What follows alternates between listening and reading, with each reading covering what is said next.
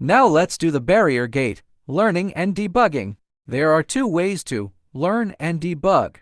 It's upper and lower limit learning. Why do we need learning and debug? When we change the main board or change the parameters, change the spring configuration, change the arm length, or change the arm type, and restore the factory settings. All of these may cause barrier in problem. We need to adjust the barrier. If the learning is not good, it will not run normally. So how to learn? Let's do the upper limit learning first. Upper limit learning should press and hold the two keys on the right, quit and menu button.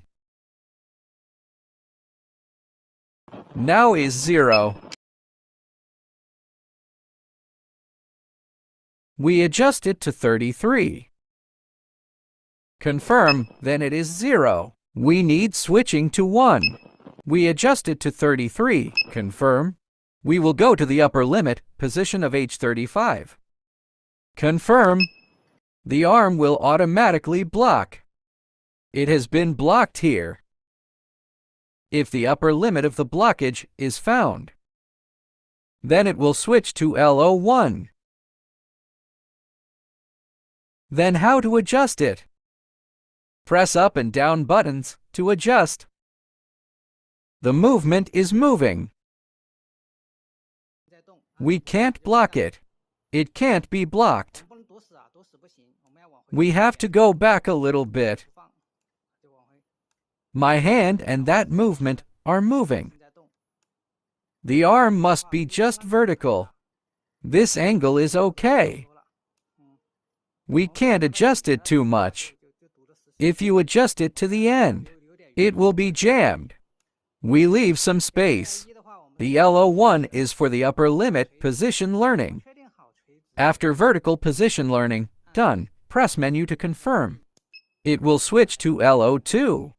For LO2, we will adjust the horizontal position. We hold the down button.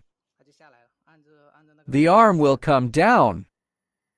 Hold down button to adjust the arm horizontal position. Arm should be just right at horizontal position. We cannot adjust it like this position. It will be blocked. In this case, the crank is over-adjusted. The hand wheel will not move. We need to adjust it back a little bit. This angle should be a positive angle. Adjust the crank is in positive position, and the arm is in horizontal level. After LO2 adjusted, press menu to confirm. Then press quit to exit. Press up and down to test. The learning is done, and barrier gate will run smoothly again.